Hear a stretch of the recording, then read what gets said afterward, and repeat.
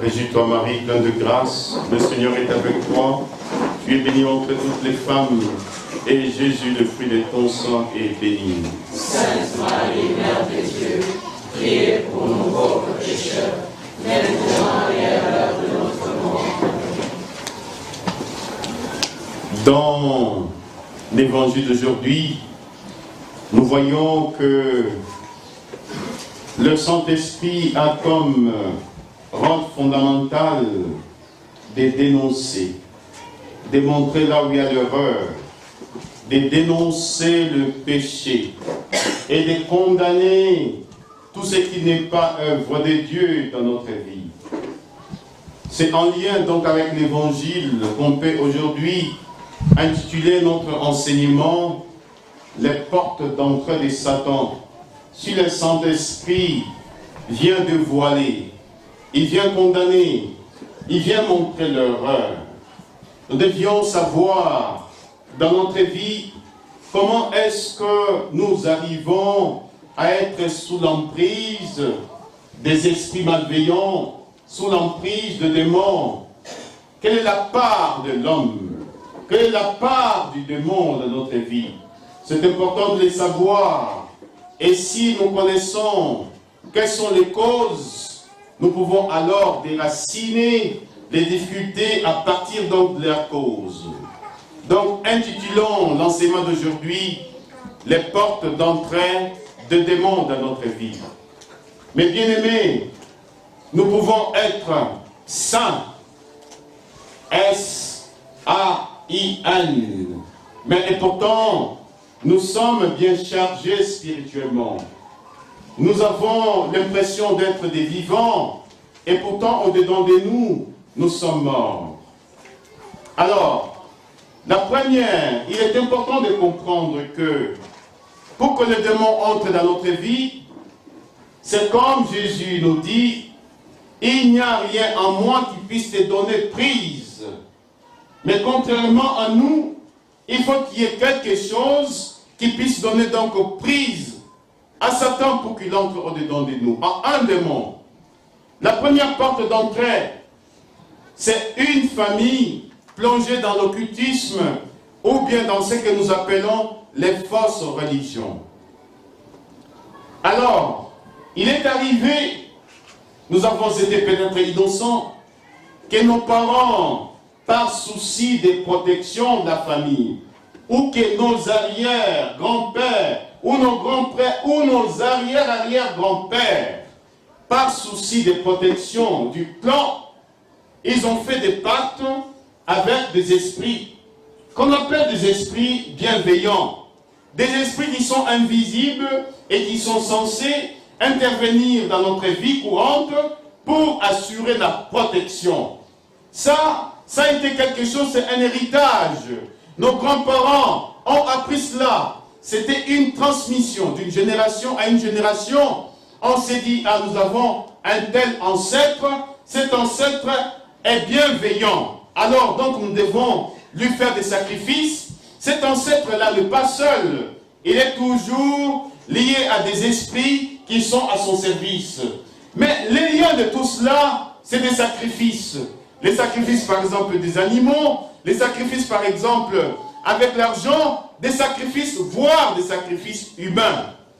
Alors, lorsque nos parents vont adorer ces esprits-là, et que par souci de protection de notre famille, ils citent nos noms. Ils disent, tel fils, je n'aimerais jamais qu'on puisse mettre la main. L'esprit enregistre les noms. Alors, ce sont des esprits. Mais on présente cela comme une chose bonne. Mais ça se transmet de génération en génération. Nous ne connaissons pas la nature ou la fonction de tous ces esprits, mais depuis toujours, on nous a toujours dit qu'il y a des esprits, des ancêtres qui veillent sur notre famille. Les pouvoirs qu'ils ont sur notre vie, c'est un pouvoir qui ne vient pas de Dieu. Les diables donnent le pouvoir. Lorsque Jésus a été tenté, prenez Matthieu 4,4, l'homme ne vit pas de pain seulement, mais de toute parole qui sort de la bouche de Dieu. Lorsque Jésus a été tenté par le diable, il lui a proposé le pouvoir la réponse de Jésus, tout pouvoir m'a été donné au ciel et sur la terre. Alors il y a des gens ou des personnes qui sont dotés de pouvoirs. Mais ces pouvoirs-là, excusez-moi, ne viennent pas de Dieu. Satan donne des pouvoirs. Et il y en a qui ont un tel pouvoir pour pouvoir mater sur les autres. Alléluia. Amen. Alléluia. Amen. Ce que j'ai dit, c'est pas simplement dans notre monde. Même dans des milieux religieux. Je connais une sœur religieuse à qui son père avait donné un pouvoir pour pouvoir dominer sur toute sa communauté religieuse. Mais ce pouvoir-là, quand elle parlait, ses consoeurs tremblaient. Quand elle parlait, il s'agissait simplement qu'elle dise un mot. Elle avait le pouvoir de changer la décision des supérieurs. Mais ce pouvoir-là ne venait pas d'elle. Elle a hérité cela de ses arrières, de ses parents. Ses parents avaient hérité cela de ses arrière-grands-parents. Mais un pouvoir au détriment de l'humanité. Amen. Amen. Quand les démons donnent avec la main gauche, ils retirent avec la main droite. Les démons ne donnent jamais de manière gratuite. Les démons donnent toujours en échange de quelque chose. Ils peuvent te satisfaire pour un petit temps et après, pour te prendre, pour te ravir toute ta vie. La vie que tu as reçue de Dieu. Donc la première porte d'entre les démons, une famille plongée dans l'occultisme ou bien des fausses religions. Et il arrive, nous avons, peut-être nos parents ont pratiqué ces fausses religions. Moi je me rappelle quand nous étions donc des petits enfants, on avait donc des petites maisons où nos parents nous disaient que cette nourriture-là, on offre aux ancêtres. Nous allions, et nous autres là, quand les parents allaient offrir donc cette nourriture-là aux ancêtres, nous on passait, on prenait la nourriture, on mangeait. Alors un jour, je me rappelle, mon grand frère a tout mangé. La maman est passée en disant, mais attends la nourriture. Il dit, mais tu nous as toujours dit que c'est un esprit qui mange. L'esprit est descendu, il a mangé. Alléluia. Amen. Mais en fait, c'est un culte païen. Mais on ne sait pas ce qui entre au-dedans de nous. Alléluia. Amen. Alors quand l'Esprit Saint, vous voyez l'importance de faire la neuvaine. Lorsque vous faites la neuvaine, souvent je vous demande, faites la neuvaine et venez me raconter un peu l'oracle. Alors lorsque vous priez, l'Esprit Saint qui est au-dedans maintenant de vous, et passe à travers des songes, commence à descendre dans votre vie. Vous commencez à voir, à faire des songes étranges. Mais mon père, cet élément, ça vient de loin. Dans ta famille, il s'est passé ça, c'est ce que Dieu te montre, c'est ce qui est la source de ton malheur. Et à ce moment-là, quand on connaît la porte, il y a possibilité de pouvoir fermer cette porte. Alléluia. Amen. Deuxième porte d'entrée. Des expériences prénatales négatives. Nous ne savons pas comment est-ce que nous avons été conçus. Les jours où nous avons été conçus, dans quel état était notre maman? Est-ce que nous avons été, la grossesse a été désirée? Alors, excusez-moi, les mamans, les femmes détiennent beaucoup de secrets. Vous avez sans doute regardé les films, les Titanic. Hein? Vous avez regardé ces films-là? Voilà. S'il y a une phrase, film-là, c'est la phrase de la femme qui disait à la fin, le cœur d'une femme est un océan de secrets. Il n'y a que la femme qui peut savoir si la grossesse qu'elle a, c'est pour tel monsieur. C'est elle seule qui sait. Et elle a la capacité de pouvoir tromper même son mari. Bon, Dieu a fait comme cela. La femme demeure le lieu du don de la vie. Alors, il y a des expériences prénatales négatives. Une grossesse qui n'a pas été désirée. Une femme qui a été, par exemple, violée. Ou une femme qui a désiré tellement avoir un garçon, mais qui a eu une fille. Moi, j'ai cherché les garçons. Déjà, il y a, comment dirais-je, une certaine imperfection par rapport à cette grossesse.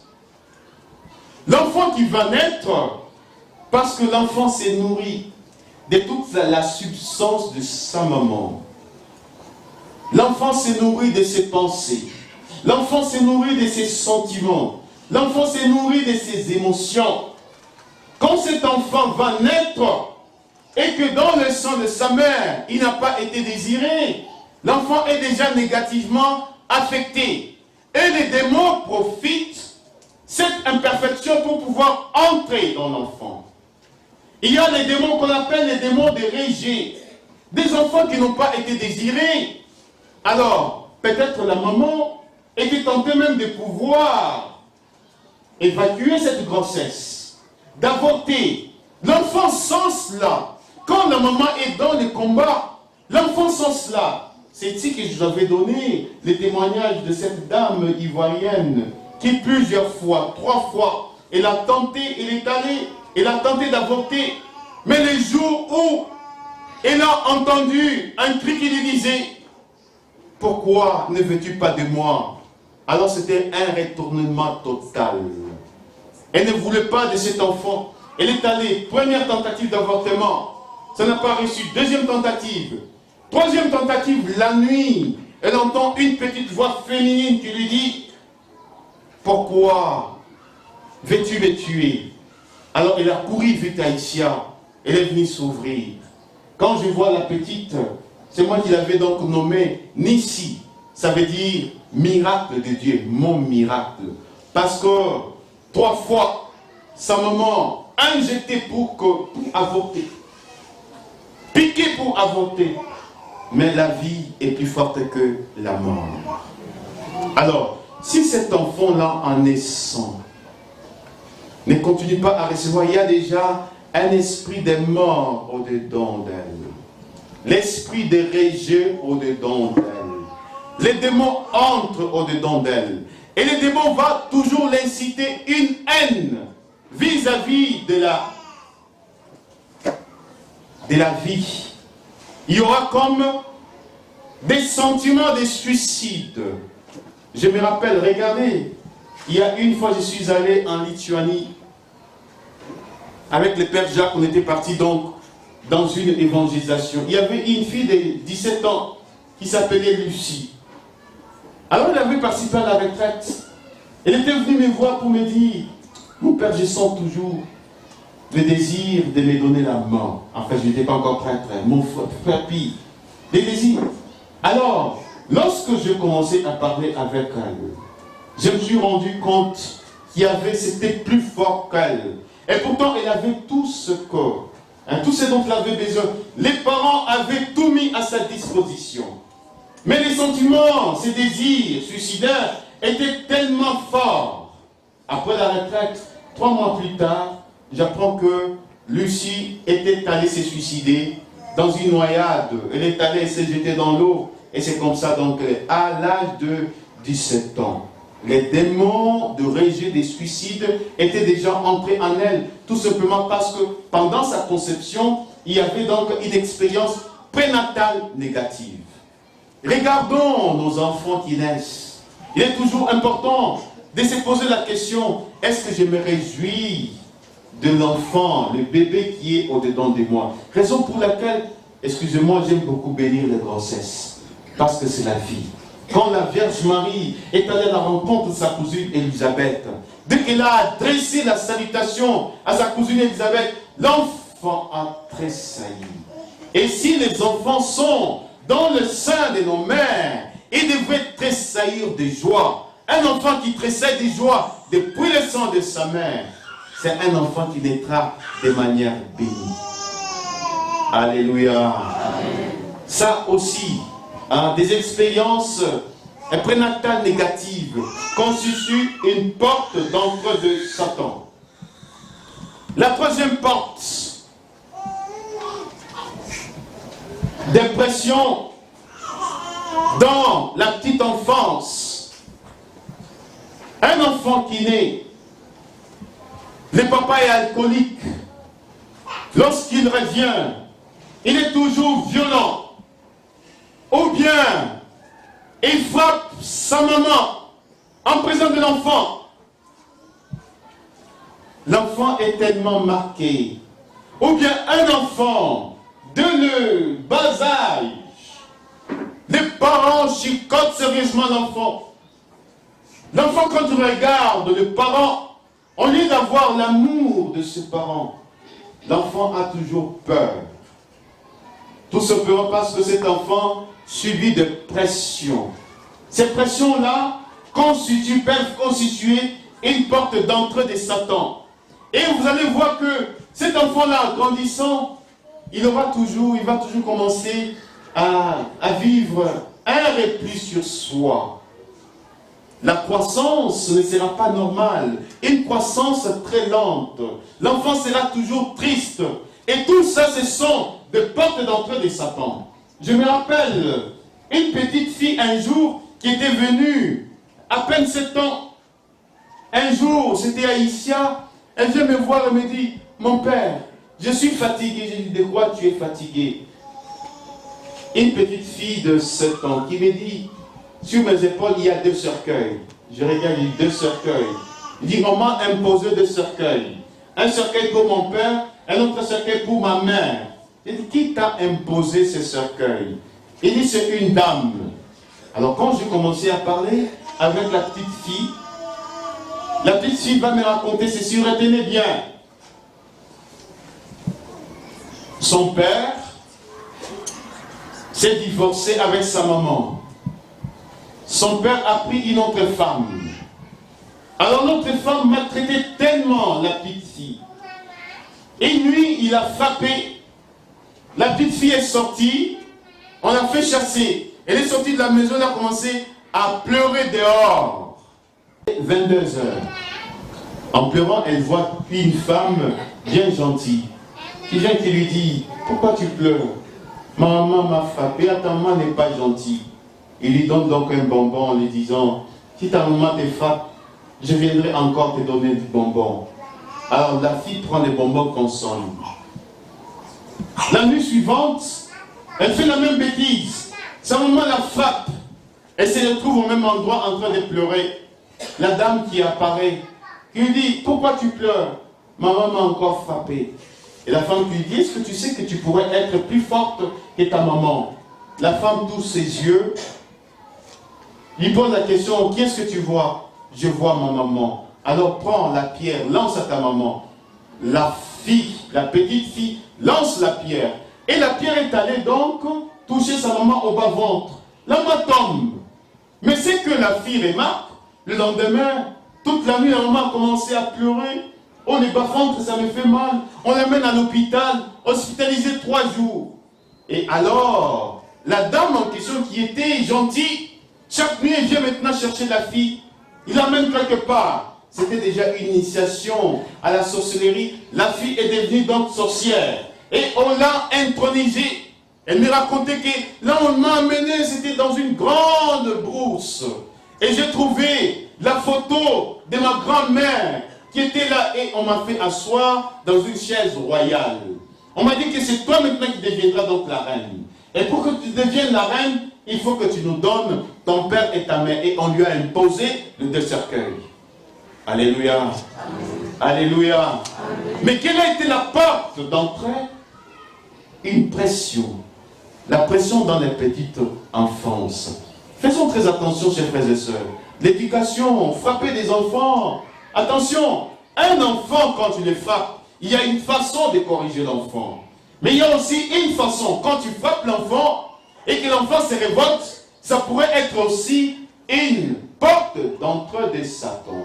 Et surtout, si cette pression devient constante, tu es en train de livrer ton enfant à des forces malveillantes, à des démons. Alléluia. Je peux vous donner beaucoup d'exemples. Un jour, on vient nous chercher, c'était à Gallois. On s'en va, on dit, mon père, voilà ces deux enfants ici. Il y a des enfants, en fait, il y a les garçons et sa petite sœur. Mais quand tu regardes les enfants, particulièrement les garçons, c'est un enfant de 9 ans. Mais quand tu regardes sa tête, on dirait un vieux de 80 ans.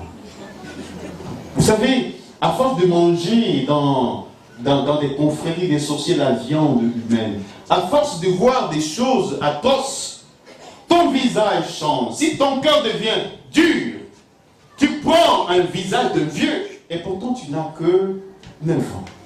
Et cet enfant, quand je le regardais, les garçons, j'ai dit, mais toi tu as quel âge? Mon père, 9 ans. Ah, 9 ans, tu as une tête, on dirait vraiment. Alors, qu'est-ce qui s'était passé? Sa maman, qui est toujours, faisons très attention, hein, les hommes là, quand l'Église dit tu te maries avec une seule femme, c'est avec elle que tu pourras construire toute ta vie. Lorsque tu divorces, tu as des enfants, tu vas prendre une autre femme. Tu ne sais pas ce que tu es en train de faire. Voilà. Parce que si la femme là, le monsieur qui avait chassé la femme est partie, elle a commencé à féticher pour pouvoir récupérer sa place. Et c'est comme ça qu'elle a été initiée à la sorcellerie. Et quand elle a été initiée à la sorcellerie, un jour, elle est venue chercher ses deux enfants. Alors, elle leur a donné aussi la sorcellerie. Mais le but, c'était que ces enfants-là, en étant sorciers, qu'ils tuent la marâtre afin qu'elle revienne et prenne sa place. C'était ça le scénario. Alors les enfants ont commencé maintenant, ils étaient comme les chefs maintenant de la maison. Alors ils faisaient des bêtises. Un jour, il y a un enfant, la nuit, il est venu, il a cassé les robinets, l'eau a commencé donc à couler. Sa maman qui se met en colère, qui gifle l'enfant. Ok, la réparation était faite. La nuit suivante encore, l'enfant a encore cassé les robinets. L'eau a commencé. La maman l'a frappé. Et l'enfant disait que tu vas te retrouver à l'hôpital. Alors l'enfant lui a donné, vous savez, quand les enfants ils sont initiés à la sorcellerie, on leur apprend comment fabriquer des armes. Quand la Bible parle des armes, des flèches enflammées de l'ennemi, lisez Ephésiens 6, recevez les boucliers de la foi avec lesquels vous pourrez éteindre les traits enflammés de l'ennemi. Et alors, on vous apprend comment donc fabriquer des armes. C'est avec ces armes-là que vous pouvez commencer à lancer des flèches enflammées. La femme a été victime d'une flèche enflammée et s'est retrouvée donc à l'hôpital, malade. Son cercueil était déjà fabriqué dans le monde invisible. Et ses enfants disaient à leur père que dans 3 jours, elle va mourir. C'est comme ça que son papa est venu chercher le père Paul-Marie, qui était mon responsable. Je l'ai accompagné à Gallois. Mais quand nous sommes arrivés, d'abord, dans leur frigo, on disait que dans ces frigos ici, on a mis la viande humaine. Il y avait une odeur nauséabonde. Mais physiquement, tu ne vois pas la viande humaine, mais tu sens une odeur nauséabonde. On demande aux enfants, oui, la viande est là, mon père. Mais tu ne vois pas la viande. Le père Paul-Marie a supplié ses enfants-là. Il dit, ça ne dépend plus de nous. Son sort, ce sont nos chefs qui ont déjà décidé sur son sort. Effectivement, 3 jours plus tard, la dame est morte. Alléluia. Ce n'est pas une bonne nouvelle, elle est morte. Faisons attention, la pression dans la petite enfance. 4e porte d'entrée.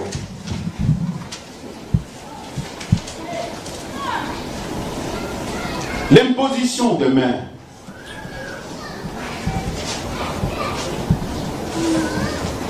Souvent j'ai dit, l'imposition de main, ce n'est pas un geste, ce n'est pas un sacrement. Dans les renouveaux charismatiques, quand on prie, Regarde les gestes qu'on fait dans les renouveaux charismatiques. Frère Christo, tu fais venir. N'impose pas les mains comme ça. On impose les mains sur l'épaule et on prie. Voilà, parce que c'est l'évêque, les prêtres qui imposent. Et ceux en général qui imposent, merci frère, qui imposent les mains, par imposition de main, tu communiques la grâce. Tu communiques la grâce si tu as cette grâce-là. Tu la communiques. Ça pourrait être la grâce de guérison. Ça pourrait être la grâce de délivrance. Ça pourrait être l'onction. Et en général, ceux qui imposent les mains, ce sont les rois. Ceux qui ont reçu l'onction.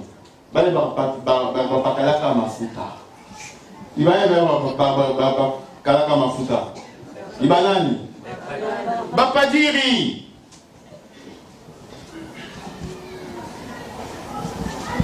Ce sont avant tout les prêtres, ce n'est pas un sacrement qui impose les mains.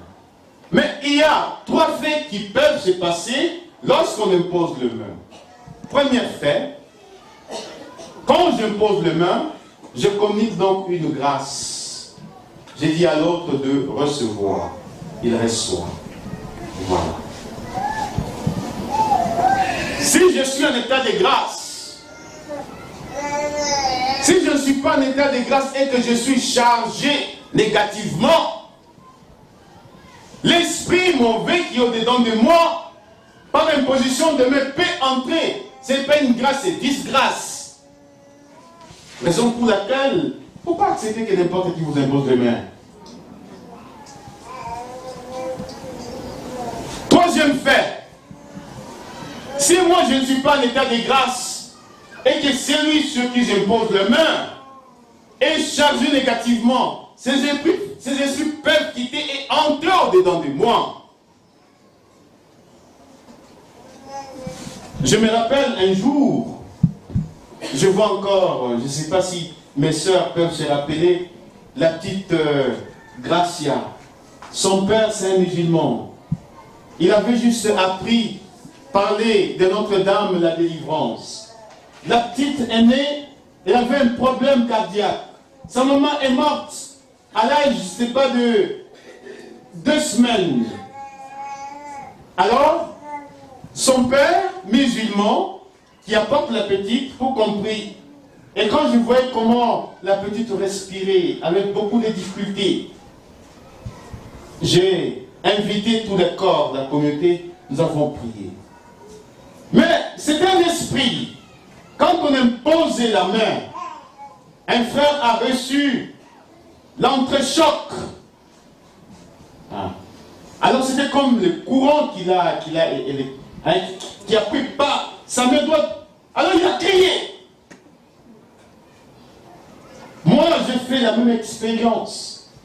Je me rappelle, attends, les petits frères là de Madame Kwame, comment il s'appelle? Eric. Un garçon qui est venu excuser son papa, c'est un grand rosicrisé qui voulait le sacrifier. Il est venu, il ne pouvait jamais marcher tout droit comme ça. Des mois, il était penché, il marchait comme un vieux. Il est venu solliciter la prière au sanctuaire. C'était pendant le camp de jeûne. Oh, je rêve de ces temps-là, les jours où nous avons aussi commencé à organiser les camps de jeûne avec toute la jeunesse au niveau d'ici. J'ai invité tous les jeunes, on a commencé à prier. J'avais imposé les mains. J'ai senti un courant qui a traversé mon corps. Mais c'était en même temps sa délivrance. On a prié jusqu'à ce qu'il est tombé. 2 jours plus tard, l'homme qui ne pouvait pas se redresser, il s'est redressé, il a commencé à marcher. Jusqu'aujourd'hui, il a été complètement libéré. Alors, imposition des mains, faisons très attention, mes chers frères et sœurs. Il y en a qui sont tout le temps là, vous priez, ah non, attention. Par l'imposition des mains pourrait être une porte ouverte à Satan. 5e porte. Des paroles vaines.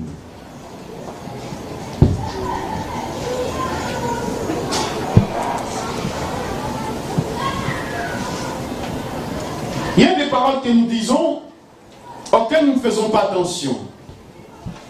Ces paroles malveillantes qui sont dites à l'endroit de quelqu'un, une parole de malédiction, peut-être tu as dit une parole, tu n'as pas l'intention de maudire ton frère ou ta soeur. Mais le diable qui entend cette parole, la récupère et applique au sujet. Et parce que c'est toi qui avais dit cette parole-là, alors le diable te fait porter la responsabilité. C'est pour cela qu'il est toujours appelé l'accusateur. Raison pour laquelle nos paroles doivent toujours être des paroles de bénédiction. Des paroles de bénédiction. Quand tu dis à quelqu'un, toi je ne sais pas si tu pourras travailler. Tel que je te vois, je ne sais pas si toi tu auras même un mari. Ah, dis. Et pourquoi tu peux dire une chose comme ça? Tu dis cela sans l'intention. Le diable récupère cette parole et applique. Parce qu'il entend, il applique. Et maintenant, tu peux être une tante. Tu dis, je ne sais pas si toi tu auras, mais tu n'as pas l'intention de maudire. Mais alors, comme il veut semer la confusion, il a appliqué cela au sujet dont tu as parlé. Alors, si cette parole s'accomplit, le sujet dit, m'attend des sorcières. Quelle a été ta responsabilité? Tout simplement parce que tu as dit une parole malveillante, sans intention de maudire l'autre. C'est ce qu'on appelle, les pères de l'Église appellent des vaines paroles. Alors nous ne devions pas prononcer des vaines paroles à l'endroit de qui que ce soit. Si j'importe des actes ou des habitudes de péché. Un jour, c'était en France, je n'étais pas encore prêtre, on était avec des jeunes en train de prier. Il y a une jeune fille française qui a commencé à faire des transes. Chaque fois quand on prie, elle tombe toujours en transe. Alors un jour, je l'ai appelée, je l'ai prise de côté. Qu'est-ce qui se passe? Frère, j'ai tellement peur de dire, mais je déteste tellement mon père. Pourquoi tu détestes ton père? Il dit, à chaque fois quand on prie, je vois toujours l'image d'un acte pécamineux. Alors, je tombe en transe. Quel a été cet acte pécamineux? Excusez-moi, son père avait abusé sexuellement d'elle. Et quand le père a abusé sexuellement de cette fille, le démon est entré en elle. L'inceste est une porte d'entrée de Satan. Alors il y a les démons qui entrent directement et ces démons-là commencent à te traumatiser. Des actes ou des habitudes donc de péché. Tu peux pécher, mais lorsque tu t'endurcis dans le péché, ça devient maintenant une habitude. Ça c'est une porte ouverte à Satan.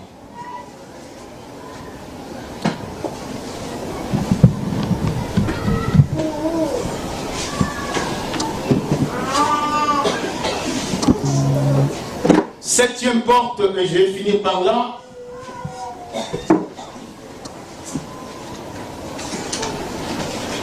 Une émotion soutenue. Ou victime d'un acte violent. Vous savez, lorsque vous avez fait un accident, mais vous êtes sorti sain et sauf. Ou vous avez vu, vous êtes sorti sain et sauf, vous avez vu comment est-ce que les autres ont été blessés. Vous n'êtes pas indifférent. Il y a comme un choc. Ce choc-là soutenu pourrait être aussi une porte d'entrée de Satan. Lorsque vous assistez à un accident, vous trouvez par exemple une voiture renversée, des personnes mortes. Vous ne savez pas ce qui a produit cet accident. La première des choses, quand vous tenez à cet endroit, les démons qui ont produit cet accident peuvent être autour. Et toi, en étant spectateur, tu peux aussi être infesté par ce démon. Reste dans la prière. Ah, si on pouvait tout le temps prier. On chantait pas mal sur l'église, la mission et tout.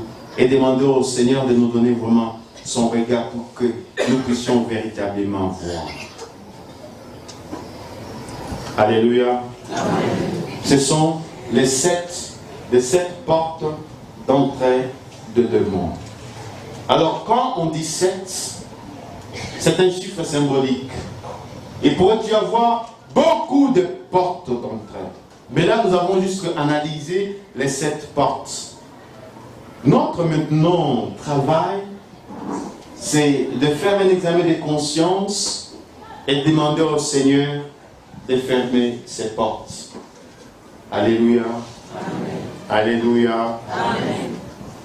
Alors, aujourd'hui, je ne veux pas, on ne va pas prier. Mais j'ai dit, prenez le temps, lisez vos notes, examinez-vous par rapport à tout cela. Si vous vous retrouvez dans ce cas, si vous avez des enfants ou bien des membres de famille, alors j'ai dit, venez, nous allons encore faire un complément d'enseignement et comme ça, nous prierons pour que le Seigneur nous aide à fermer donc ces portes, que le Seigneur vous bénisse. Amen. Amen.